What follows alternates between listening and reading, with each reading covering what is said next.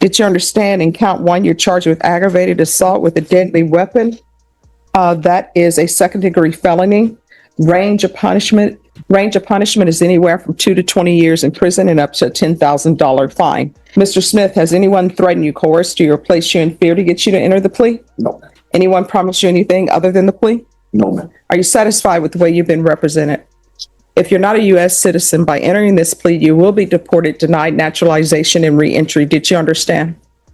Did you understand if the court were to grant your application for deferred adjudication, if for any reason your deferred adjudication were revoked, the court could find you guilty and sentence you up to 20 years in prison and up to a $10,000 fine? Court will find that defendant has knowingly and voluntarily waived his right to jury trial. Did you review the plea bargain page with your attorney? Did you understand it? According to the plea, there's a $1,500 fine. State is proceeding on count one only. There's an affirmative finding of deadly weapon. There's no application for community supervision. You don't qualify for community supervision legally. There is an application for deferred adjudication, and the state is recommending deferred adjudication. There's to be restitution, if any, to the complainant. Did you understand that to be your plea? Yes, ma'am. Defense? It is, Your Honor. State? Yes. Did you review the waiver of appeal paragraph with your attorney? Did you understand it and sign it in both places? Yes, ma'am. By signing that, you're waiving your right to appeal. The only items that can be appealed are written pretrial motions that have been filed, heard, and ruled upon by the court. Did you understand? Counsel, are there any such motions? None ruled on, Your Honor. Outside the agreement, the state is requesting that your community supervision be for a term of 5 years. There be a TAP evaluation, 120 hours of community service restitution, no contact with the complainant, MRT, anger management, driver safety and gun safety courses, forfeit the weapon and horseshoe bay badge credentials, no firearm possession, no law enforcement employment. Did you understand those were recommendations from the state and the court does not have to follow those recommendations? Then to the offense in count one, how do you plea? State any evidence. State offer states exhibit 1. No objection, Your Honor. All right, did you review the waiver and stipulations with your attorney? Did you understand it and sign it in all the appropriate places? Yes. Again, did you understand you have a right to jury trial, a right for you or your attorney to cross-examine and confront any witnesses the state would call in the right to remain silent? You need to speak up. Yes, ma'am. Did you understand by entering this plea, the state will be presenting evidence in the form of witnesses' statements and police reports, but most importantly, there will be no live testimony. Did you understand? Yes, ma'am. Court will find that defendant has knowingly and voluntarily waived and consented to stipulation of testimony and stipulations. Court will accept into evidence states exhibits 1 and attachments and review the same.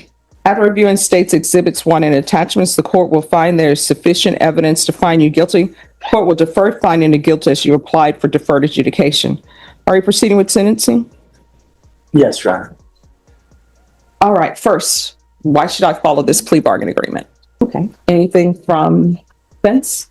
Judge, I think this is a situation where my client greatly regrets what he did. It's a situation that got out of control. And I think based on his background and age, it's one of those, we should have made much wiser decisions. He doesn't have a violent background. And I do know, and I think the court can tell from how he's answering questions, there's quite a bit of regret in this entire affair, Your Honor. All right. So why did it come to this? Your Honor, it was just a messed up situation that night. I wish I could have made a different decision. You know, my son was in the car with me. I was worried about his safety 100%. And I'm a minute that hasn't gone by since this has happened that I wish I could have made a better decision that night. Okay, I understand what you're saying, but I still don't understand how an argument on the road comes to a pulling of a weapon. I just don't understand that. And they're asking for a driver safety course. They're asking for a gun safety course. They're asking that you forfeit your horseshoe bay badge credentials. And they're saying that you flashed a badge and that you were no longer employed with them. So I'm just trying to figure out what conditions would be appropriate for you. This is why I asked these questions, because I only there's a lot listed. used the old time to diffuse the situation. I thought it would help. That was it. There was no other reason behind it. Why did you still have the badge? It was given to me by my chief of police at the time as a memento, because that was my first job there. Before I went to Border Patrol. So where do you work now?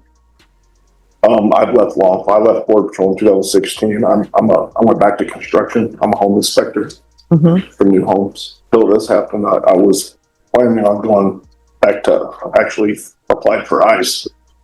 That's null and void. I mean, but here it says that you pulled out a handgun with a silencer attached to it and opened fire. Am I reading that incorrectly? No, so Judge, he has a suppressor, and so his parents live near Kerrville. Okay.